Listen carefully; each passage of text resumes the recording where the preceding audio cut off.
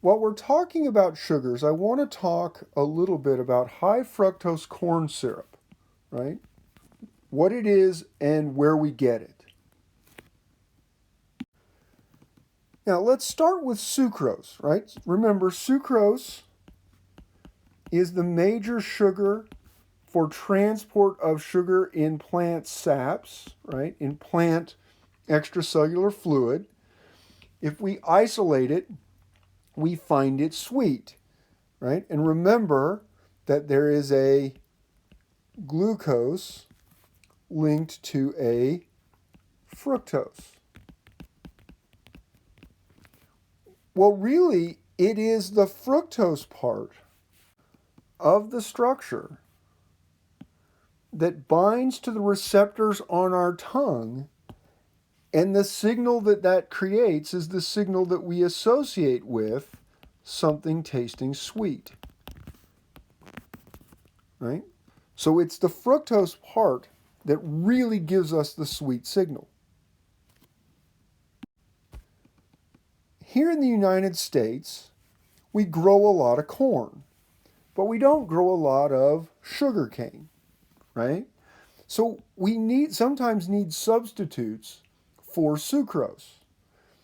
Well, corn makes starch, and starch there's either amylose or there are long stretches of amylose like chain in amylopectin. Well, if we hydrolyze amylose, right, completely, we can get some number of glucose molecules. And so we take corn and we do that and we get free glucose, which then we can boil and concentrate, right? When you concentrate it, it hydrogen bonds more strongly, so it gets thicker, more viscous, right? Plus, you can start getting intermolecular hemiacetal formation, which creates chains, and those chains also make it more viscous, right? And when we do that, we call that corn syrup, right?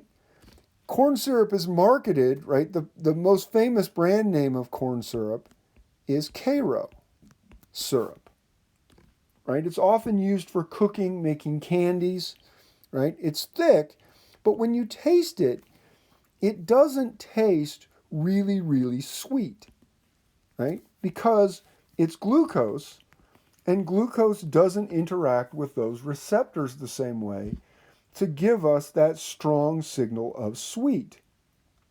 Well, food manufacturers wanted to use cheap cornstarch, but still make something that was sweet enough to substitute for more expensive sucrose. And so the solution was to convert some of the glucose into fructose to make high fructose corn syrup. Here's our glucose in our corn syrup. And we know that it is in equilibrium with its open chain aldehyde form.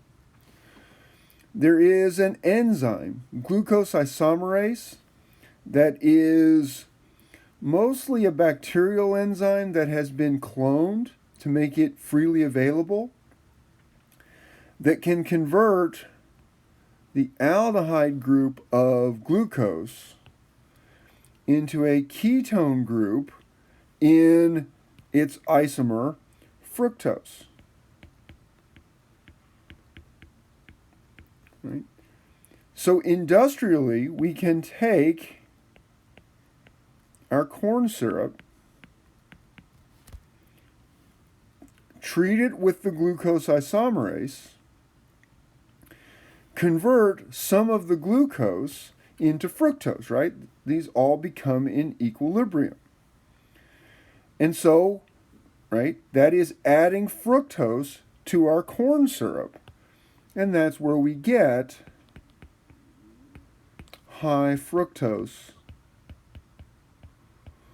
corn syrup.